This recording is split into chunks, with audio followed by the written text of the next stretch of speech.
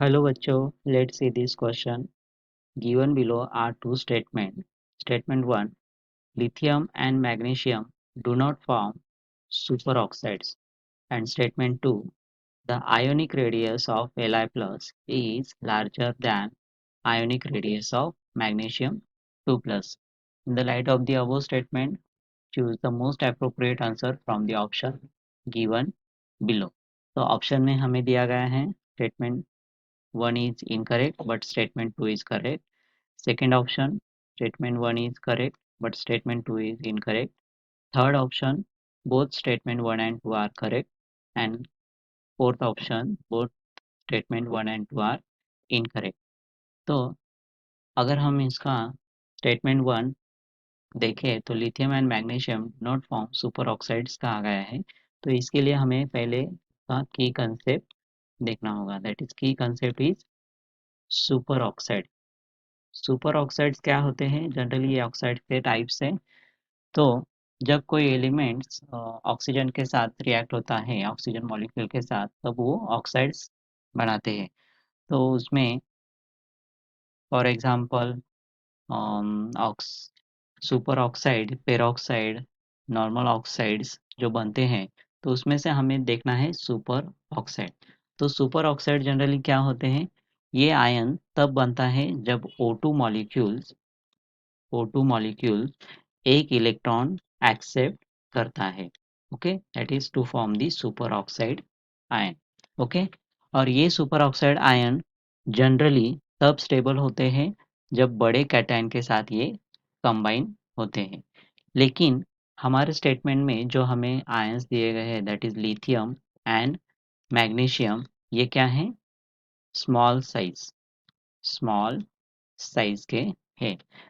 तो इन a group first में अगर हम देखें तो lithium, sodium, potassium and group 2 में बेरिलियम, मैग्नीशियम, कैल्शियम की साइज अगर हम देखें तो वो जनरली स्मॉल साइज के होते हैं। और due to its small size, it do not accommodate a big ion like superoxides. Okay, तो लिथियम प्लस का साइज बहुत छोटा होता है, इसीलिए लिथियम प्लस का साइज बहुत छोटा होता है, इसीलिए Li आयन का चार्ज डेंसिटी हाई होता है। जो लिथियम ऑक्साइड ये क्या बनाते हैं? That is lithium oxides and lithium peroxides बनाते हैं, क्योंकि ये कंपाउंड एनर्जेटिकली ज़्यादा स्टेबल होते हैं as compare to superoxide. वैसे ही मैग्नीशियम 2 प्लस का चार्ज +2 होता है, जो उन्हें ज़्यादा स्ट्रांगली अट्रैक्ट करता है एनायंस को। तो Mg2 प्लस आयन के साथ सुपर ऑक्साइड आयन का कंबाइन होना एनर्जेटिकली अनफेवरेबल होता है, क्योंकि Mg ज़्यादा रिएक्टिव होता है और ऑक्सीजन के साथ डायरेक्टली ये क्या बनाता है? MgO या फिर MgO2। तो ये भी सुपर ऑक्साइड नहीं बनाता।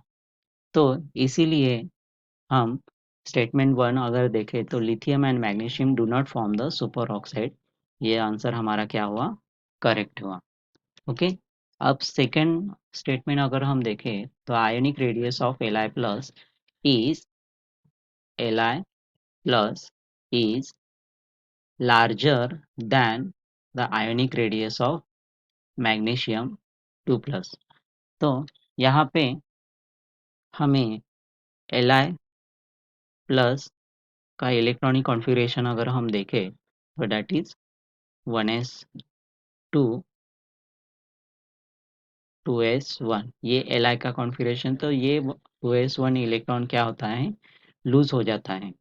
तो Li रेडियस में इफेक्टिव न्यूक्लियर चार्ज कम होता है, क्योंकि एक इलेक्ट्रॉन लूज करने के बाद न्यूक्लियस को पुल 2 इलेक्ट्रॉन्स पर रिलेटिवली कम होता है। वैसे ही अगर हम मैग्नीशियम को देखें, मैग्नीशियम 2 प्लस, तो उसका electronic configuration 1s2 2s2 2p6 होता है। तो इसमें से ये 2 इलेक्ट्रॉन्स बाहर निकलने के बाद Mg2 प्लस आयंस क्रिएट होता है। तो Mg2 प्लस आयन की radius as compare to Mg कम होती है, लेकिन Mg2 प्लस में इफेक्टिव न्यूक्लियर चार्ज ज़्यादा होता है क्योंकि 2 इलेक्ट्रॉन लूज होने के बाद 10 इलेक्ट्रॉन पर 12 प्रोटॉन का स्ट्रॉन्ग पुल होता है। तो इसीलिए जब हम इनके कंपैरिजन करें तो एज कंपेयर टू Mg2+ की आयोनिक रेडियस ज़्यादा होती है, कम होती है as compare to lithium plus ion. Okay, as compare to lithium plus ion. तो इसलिए हमारा स्टेटमेंट जो गिवन है that is the ionic radius of Li plus is larger than the ionic radius of Mg2+ ions, ये correct है। Okay, so on the basis of this the correct option is option number C. Both statement 1 and 2 are correct. So our final answer is option C. I hope you understand it well. Best of luck.